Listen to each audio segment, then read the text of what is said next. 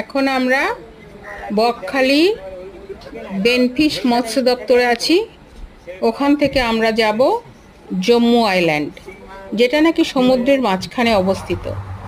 আমার তো প্রথমে খুবই ভয় লাগছিল, কিন্তু মেয়ের জোরাজুরিতে আমি যেতে বাধ্য হলাম। এখন আমাদের বোট রওনা দিয়েছে।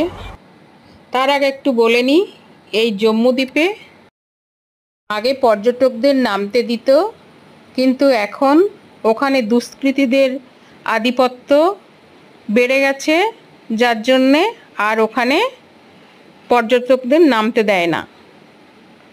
তো এখন আমরা যাচ্ছি, দুদিকে ম্যানগ্রোভের জঙ্গল। আর একটু বলে নিই, আপনারা যদি বকখালি আসেন অবশ্যই এখানে আসবেন, কেন জায়গাটা খুবই সুন্দর। এখন আমরা প্রায় পৌঁছে গেছি। এই যে দেখছেন, একটা নতুন চর জেগেছে, এখানে অনেক পাখি, অনেক লাল কাঁকড়া। আর ওই দূরে দেখছেন ওই যে দ্বীপটা, ওটাই জম্মু দ্বীপ। আমরা বোট থেকেই দেখেছি, ওখানে নামতে পারিনি। এখন আমরা ফিরে এসেছি। এখানে প্রচুর মাছ সমুদ্র থেকে মৎস্যজীবীরা এনেছে, নানান ধরনের মাছ, যা আমরা আগে হয়তো দেখিনি।